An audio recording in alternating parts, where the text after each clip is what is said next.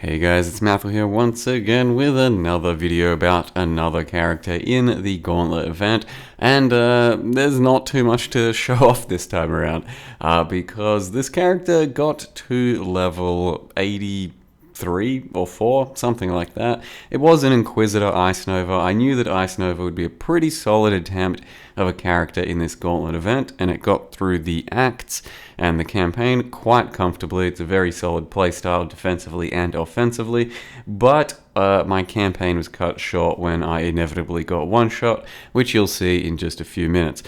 So I've played several Ice Novas in plenty of leagues, and I do really love the Ice Nova playstyle. The idea is you cast Frostbolt out, and then you can put your Ice Novas over the top of the Frostbolts.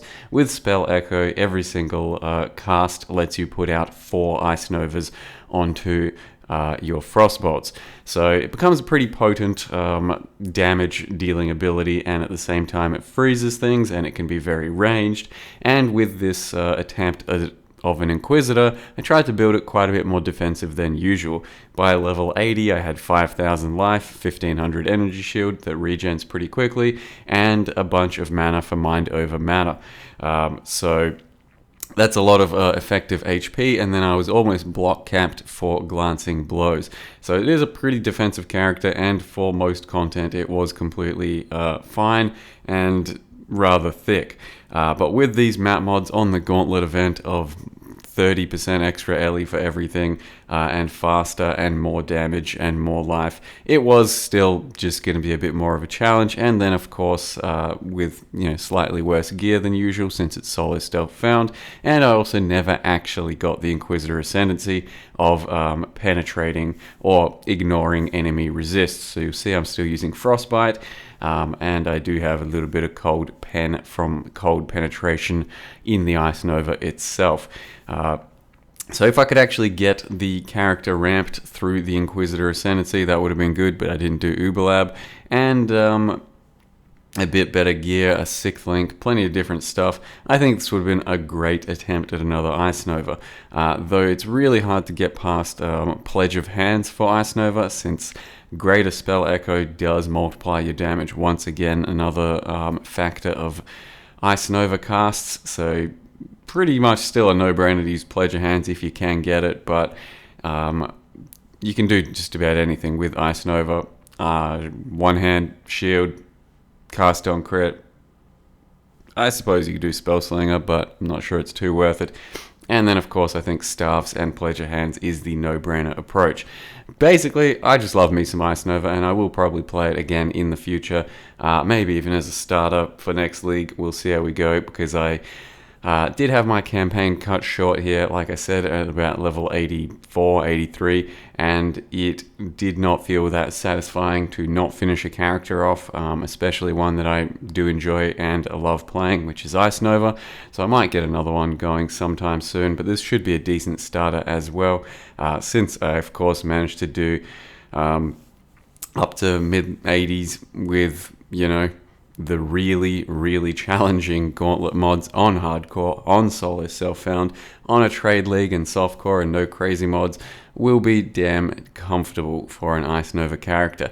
It does, of course, have a few problems early on until you get Echo. It just feels a little bit clumsy having to cast out your Frostbolts, and you don't have the Frostbolt Threshold Jewel either. And this here is what ended up killing me. So basically, I was avoiding Betrayals, because Betrayals with all these map mods are just ridiculous. And I ended up trying some Prophecies, and one of them was Jun. Didn't really notice that. Entered the map. It's like, yep, you've got Betrayal. And I go, okay, guess I'll do it for this one map. And this happened. It was devastating, because I did not at all expect that to happen. I didn't think that's how I'd die. I didn't think this particularly small situation would crush me like that. And I had such big hopes for the character still. Wanted to keep on going, wanted to finish off crafting some stuff, getting my ascendancy, getting some actual damage, because by this point I still had hardly figured out or gotten almost any of the damage I was going to have in the end game, and it was cut short, which is the main reason I don't really like hardcore, because you could just not complete a character. So let me just show you what I did for the character and what it currently looked like, and wrap it up. So here is a little character, level 83, called Come Ass the Third. Kind of a running meme, don't really ask, don't worry about that name. And I'll leave him on standard for a little while because there's no need to delete him just yet, and I'm not going to post the path of building or anything anywhere. So you can just take him off of my account by going to path of building, importing Mathel as the account name, and then taking this character if you still want the actual path of building and stuff. But there's not really too much to show off. It's a pretty typical just spellcaster, starting as the Templar area. The only really slightly funky thing is that we grab a few mana nodes and we pick up glancing blows as well as some life down here.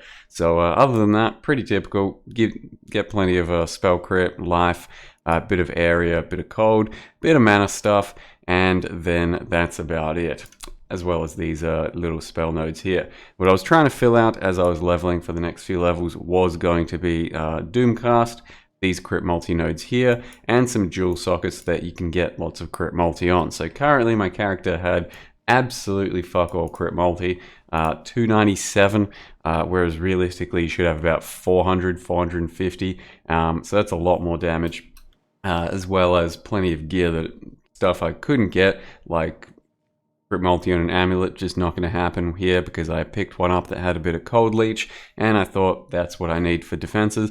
Get that cold leech going. You can't really make much better than shields in Harvest League. Basically, Harvest League made, you know, offensive shields just an absolute joke to get. So we've already got about as good as it can be there. Started with a wand here that just had Topotantes plus 1 cold. They're really easy to craft as well. So our weapon combo was pretty solid, but I definitely could have done more to this wand if I had some remove attack mods to slam on there and then slam some extra casters, but I just wasn't getting the right harvest crafts, so it is left unfinished. And ultimately I'm pretty sure this combo would get shit on by Pledger Hands if you use that instead, especially if you're going mind over matter. Otherwise the gear is really basic, just some life, energy shield, resists wherever you can on a 5-link regalia. Life, cast speed, life, resists. Yeah, nothing really too special about it. And Loctonio Caressa, you know, leveling gloves from level 1, but they are actually pretty good for endgame as well. They've still got a bit of life on them, they've got some good cast speed, and then they generate you charges. So for most mapping content, I'd have 3 frenzy, endurance, and power charges coming from these gloves alone strictly. So I've got no other charge generation anywhere, and they do keep up those charges, which is pretty good. They don't reduce your mana by that much. Like, let's say I got 1600 here, goes up to 1700. It's like 100 less mana, but yeah, the idea is you could get some shaper gloves that have faster casting built in, but I don't have any shaper gloves here, so I couldn't do that. In this setup though is Wave of Conviction, Frostbite, Power Charge on Crit, and Arcanist Brand. So since I'm not a full-blown Inquisitor for penetration purposes, I do have to do things like a Wave of Conviction that will give cold exposure, and as well as that, Frostbite Curse. So if you put out your Arcanist Brand on certain bosses and stuff, you will then have your Arcanist Brand rotate between Wave of Conviction and Frostbite. And that gives you quite a lot more damage. And then likewise, my Frostbolt up here has attached to it greater multiple projectiles, curse on hit, and frostbite. So every time I shoot out this, it's going to frostbite everything that it hits. But as well as that, you got lots of projectiles to choose from to place your Ice Novas on, because you place your Ice Novas wherever your cursor goes and it will land onto the Frostbolts. And that's why I kind of love the Ice Nova playstyle. It's a 2-step process, so it's pretty engaging and it's very versatile. You can see I'm also using Intensify, so as you stand there and cast longer, the circles will get smaller. And if you want to see what the default Ice Nova looks like, it's still pretty damn cool. It's obviously not celestial, but I think it still looks very nice and icy, and a pleasant playstyle to engage in. The Ice Nova links at the moment were Ice Nova, Arcane Surge leveled up to a certain extent, Spell Echo, Intensify, and Cold Penetration, since I didn't have the Inquisitor Ascendancy. When I would have got it, I'd probably drop Cold Penetration for Hypothermia, Arcane Surge, probably not that good either. We could have jumped in plenty of other things. As an Inquisitor, you could use even Awoke Added Lightning, so you can shock things, something like that. But potentially just increased area, maybe a Controlled Destruction, maybe an Energy Leech, possibly an Energy Leech if I had the choice. For mana reservation, I think that would be here.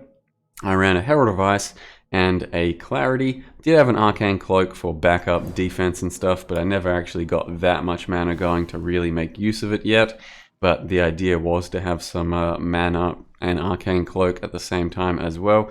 Over here we got Second Wind, Flame Dash, Arcane Surge, so we do keep up Arcane Surge without this one over here pretty reliably from Flame Dash 2, and then a Stone Golem just for regen, I guess. But a lot of the time, not running Herald of Ice just so that we can have a lot more Mind Over Matter happening, but with Mind Over Matter, only 1,000 unreserved. And Inquisitor does give you plenty of regen for mana, or at least a good additional bonus, and then Energy Shield regen too. And we've got a bit of Energy Shield regen or leech here. So our regen for the Energy Shield was pretty good. Our life regen's really quite thick with the Stone Golem, with the Conch Ground, with the leech that we have. But none of that fucking matters if you get one shot by a stupid betrayal encounter. That's it for the character and for the little Gauntlet League. I did okay, I think. I got through the acts both times, and it was a very scary experience. Didn't get to do a lot of the bossing and stuff that I would have hoped to do because I just basically got one shot twice. Since I am taking my typical approach to characters into that sort of thing still, nothing too crazy, but just slightly beefier than usual characters. It was still pretty damn challenging to get through, and I did my best, but not to be this time. So, hope you guys enjoyed the little content from this event for me. Thank you very much for watching, and see you next time.